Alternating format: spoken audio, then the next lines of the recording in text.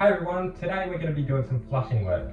So in the laundry here, I've got some external corners that I need to do, some internals, I've got some horizontals along the wall, there's a few joints up on the ceiling, and we've got these nail heads all along here that need to be covered as well. So let me show you how I do it. Okay, our first step is going to be putting this external trim on. This is the plastic version. I do prefer the steel, but this is all the store had, so you just got to work with whatever you can get. So we just want to really fix it in place and just make sure that you don't push this into the corner too hard. When we get to the flushing, I will explain why. I use these 25 by 2mm galvanised clouts to fix it in place, and probably want to put one of these nails in every 250mm type thing, and just make sure that it stays straight when you do fix it in place.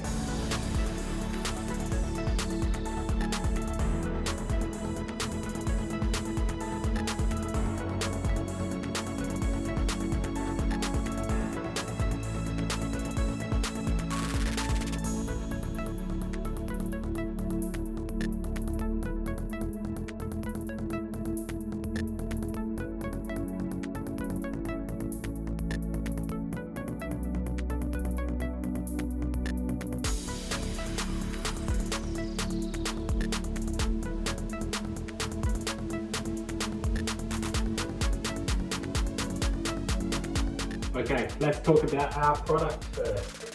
So this is just chip rock, general purpose, pre-mixed stuff.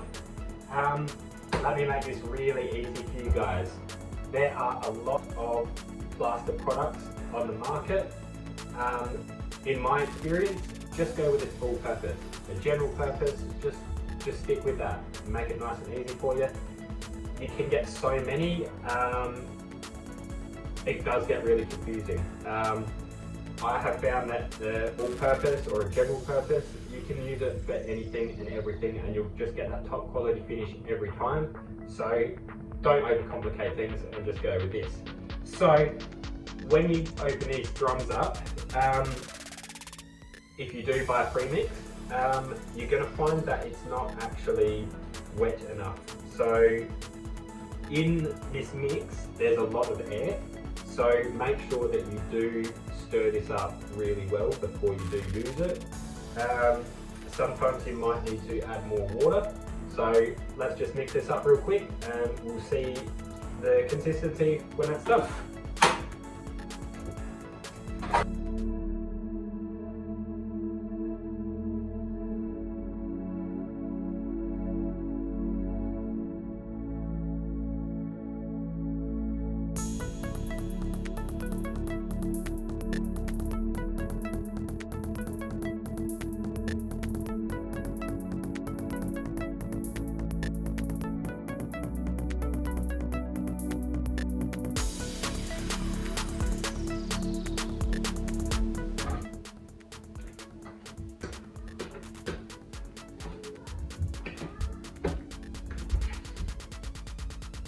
So as I stir this a bit with my knife, I can see that there's a few air pockets still in this mix. So I'm going to go ahead and continue mixing this and just get it a bit more consistent. It feels wet enough. No, actually we'll add a little bit of water to this as well. I would prefer it if this plaster actually dripped off of my knife as I hold it up, but it's really holding its shape a bit, so it's probably a little bit too dry.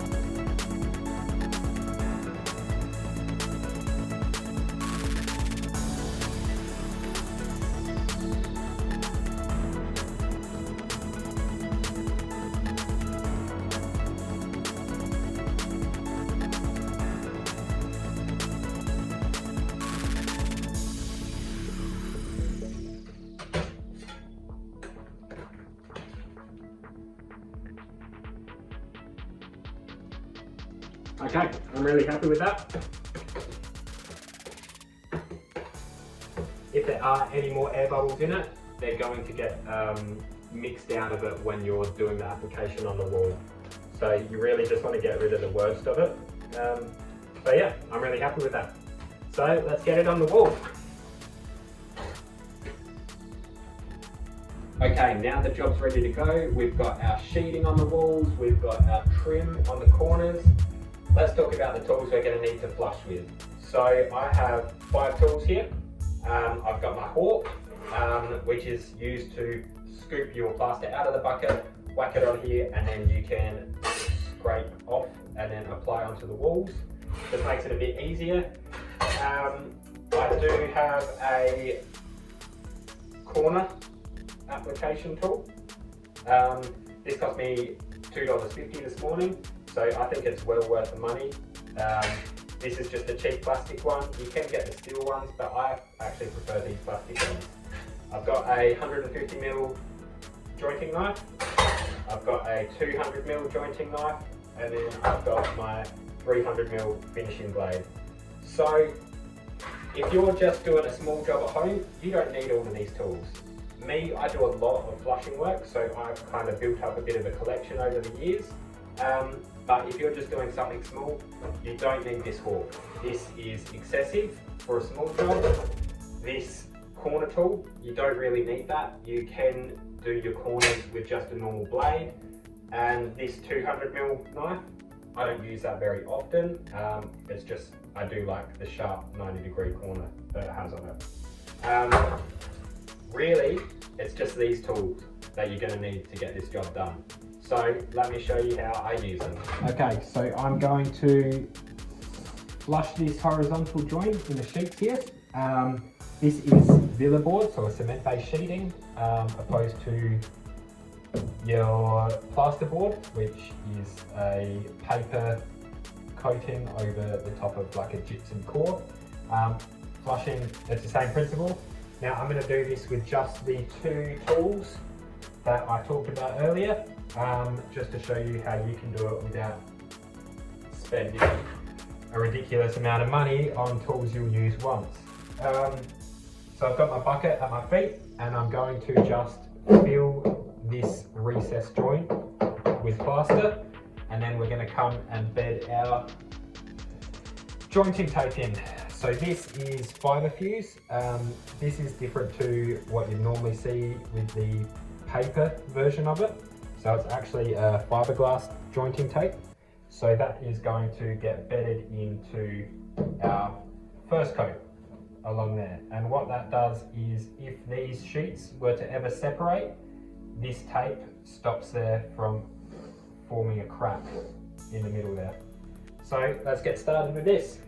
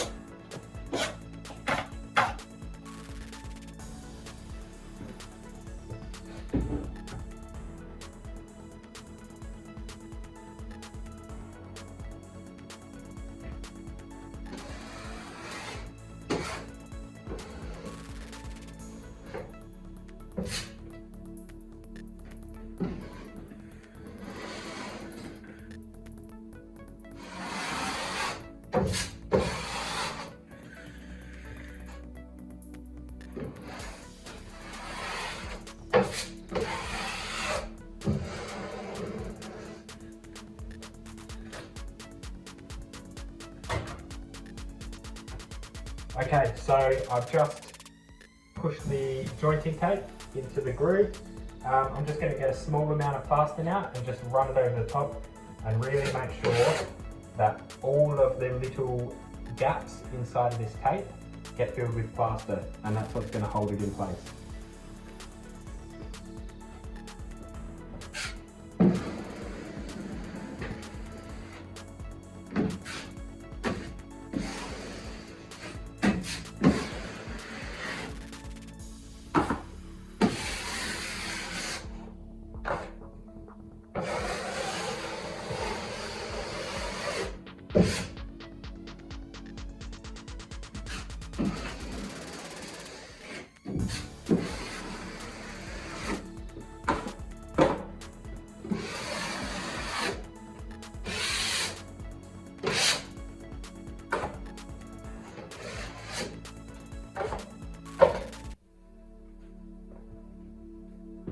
Okay, so that's our bedding coat done. So we're going to do 2 more coats over the top of this once it dries.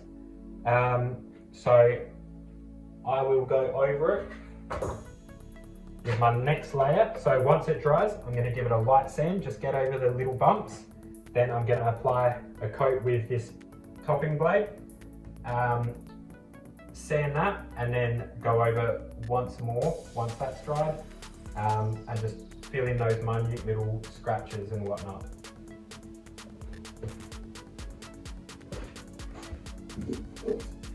Okay, time to do our nail heads or our screw heads, whichever type of fixing you've used.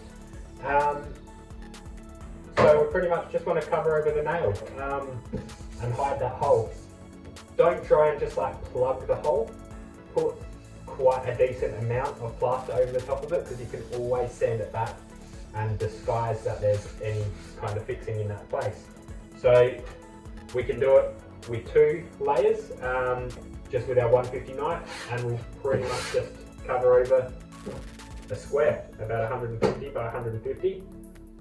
If it's quite a bit of a deep hole, you could use a wider knife and do a bigger area, and then when it comes time to sand, you'll just blend it all in and fill it over. I've also got a bit of a pinhole up here where I missed with a nail, so we'll fill that one in as well. It's quite a small hole, so just plugging it with plaster is going to be fine, and we'll just smooth it off when we do the rest. So let's do this.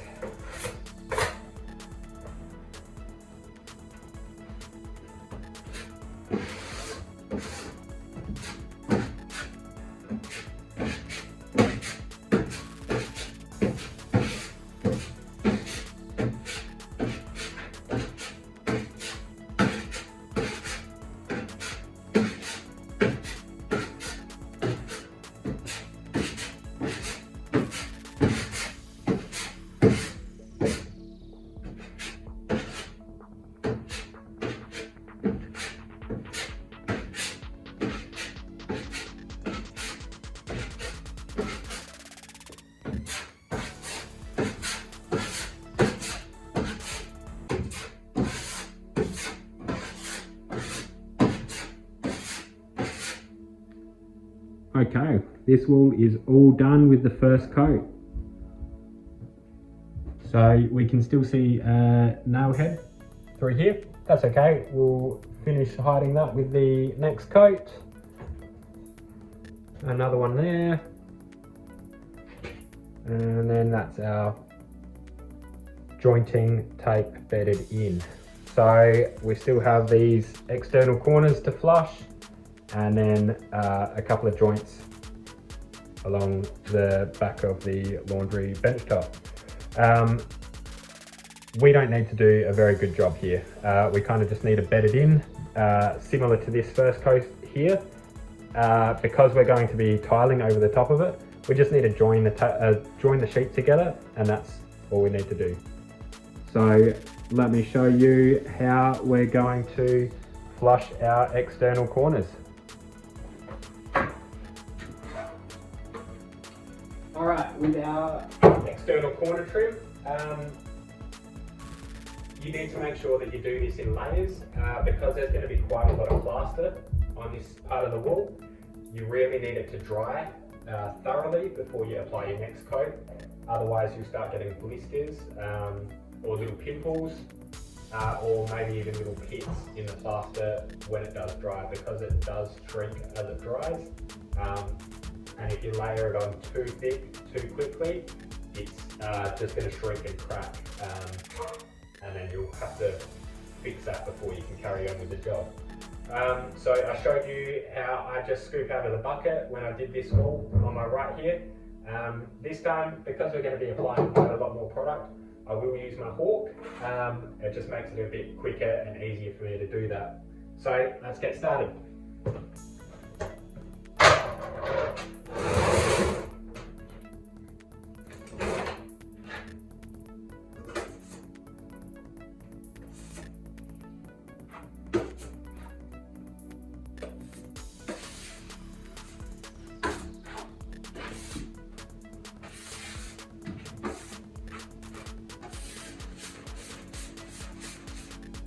when I'm doing a vertical join, I always start at the bottom and work my way up. Otherwise, if you end up dragging your knife down, the plaster will ball up and you'll just have a huge blob of it just drop down onto the ground. So starting at the bottom and working your way up helps prevent that from happening.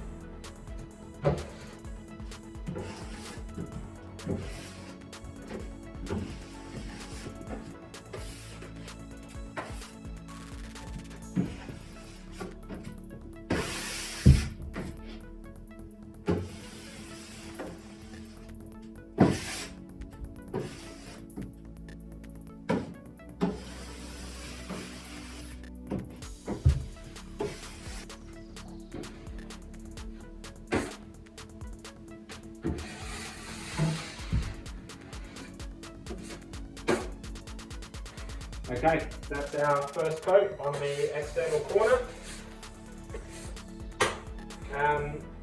Pretty much when you're doing it, just let's put that down. You want to have this edge of the knife just touching the rounded edge of the trim, and then just slide up from there, having about 10 mil of an overhang.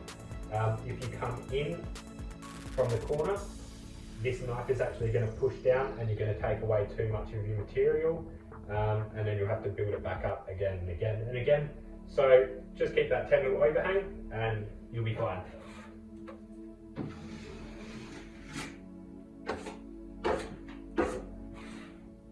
That's all. I'll give you a close-up and just show you what my first coat looks like. It doesn't look amazing. For me, it never does, but once you do your second and your third coats, it comes up really nice. So let me give you a close-up.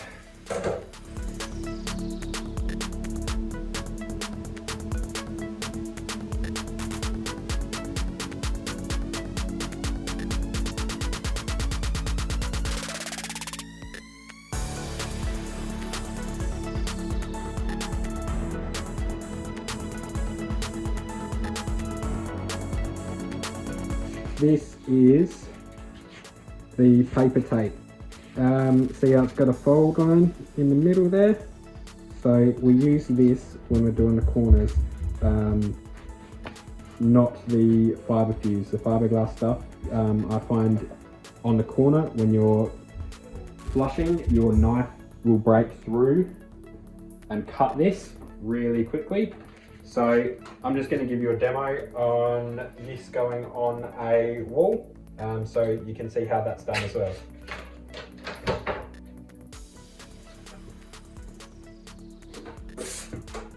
So it's pretty much the exact same principle. Apply the plaster.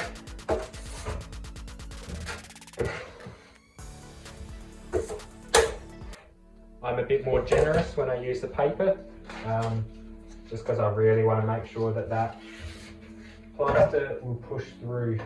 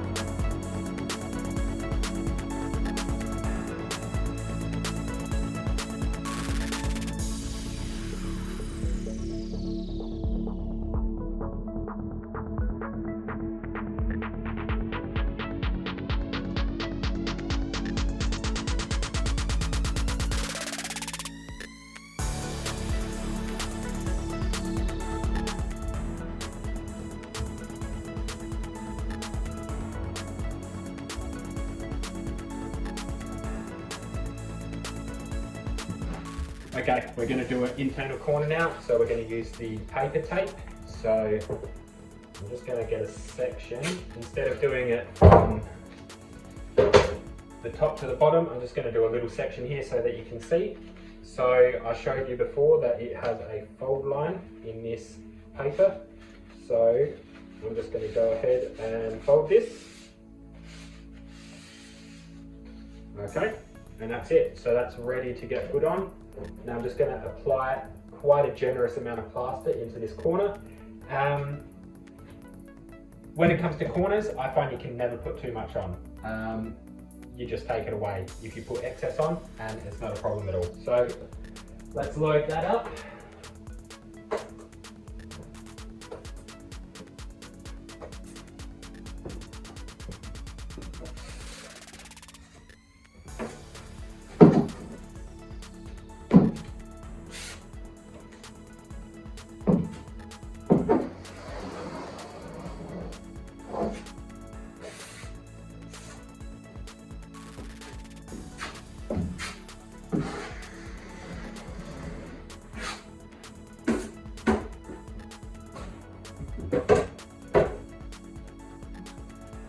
Okay, so we've got quite a bit in there. Now we're just going to press our paper into the corner, like that. And then you just want to bed that paper into the corner.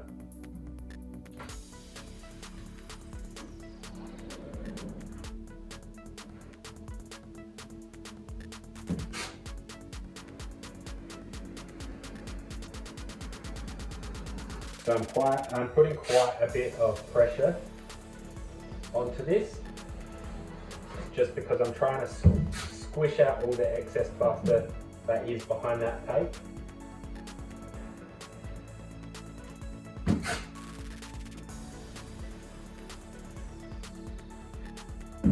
Now this is paper, so we all know when paper gets wet, it becomes weak, so don't play with it too much.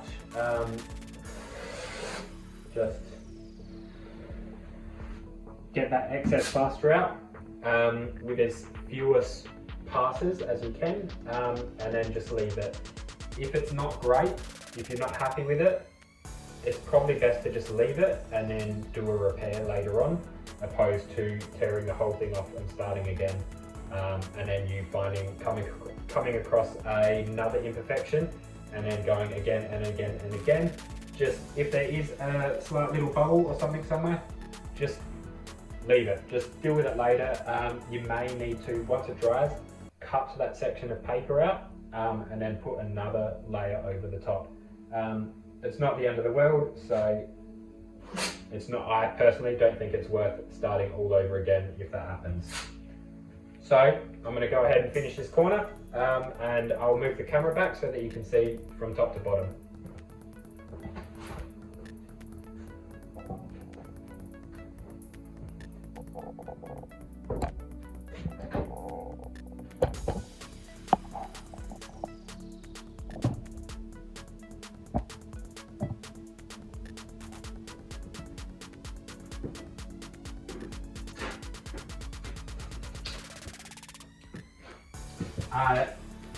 I do just want to show you this corner tool.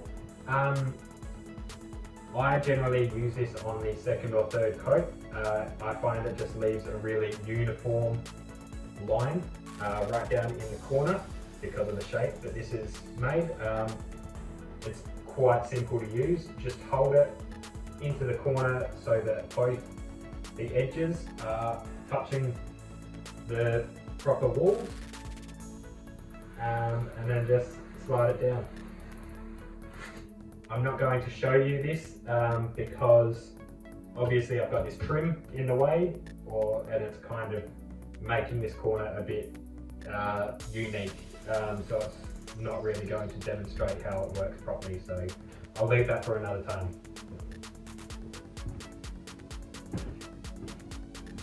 Okay, our first coat has dried, so we're going to go ahead and give it a bit of a light sand and just knock off a bit of the ridges and prep it for our second coat, and fingers crossed that's going to be our last coat, but we'll assess that once we sand that coat, and we'll just see if there's any minute little scratches and whatnot in it. If there is, we'll just fill them in, and hopefully that'll be it. So let's get going.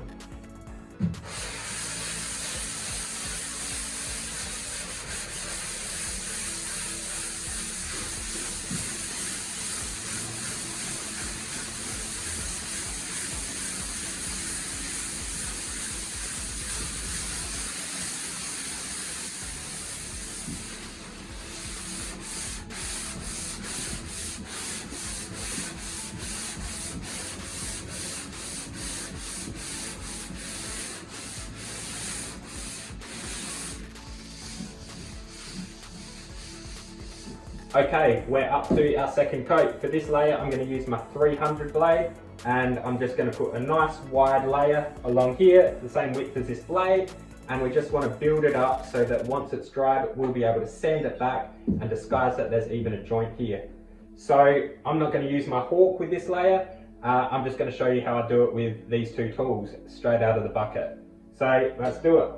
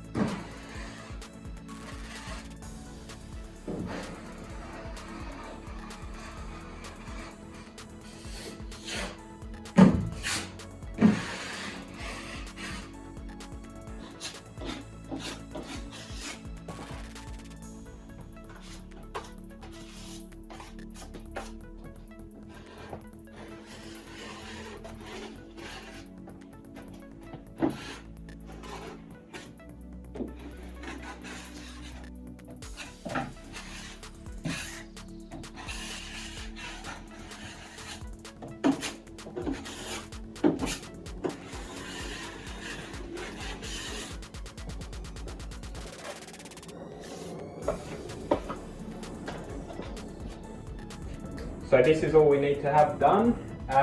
It's a nice wide layer.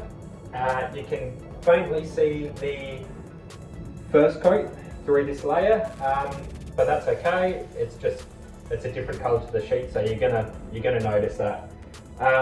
There is excess material here that you may be able to see. That's okay. We can always sand that away later. I find the more you play with the material, it's going to dry a lot quicker, and then it starts leaving scratch lines in it and little pits in it. So it's best to just whack a layer on, let it dry, and then sand it and do another coat over the top if necessary. So we'll leave this to dry and we'll have a look at it later on. Alright guys, we are all done with sanding the second coat here. I'm really happy with how this has turned out, so I'm not going to go ahead and put a third coat on. I don't think it's really necessary in a laundry to get that perfect finish. You could if you wanted to, like there's a few spots here that you can see that are a bit thinner than the rest, but I think paint's going to cover it nicely, so I'm not going to bother. So if you like this video and you want to learn more about how to DIY projects around your house, make sure you hit that like and subscribe button, and I'll see you next time. Thanks.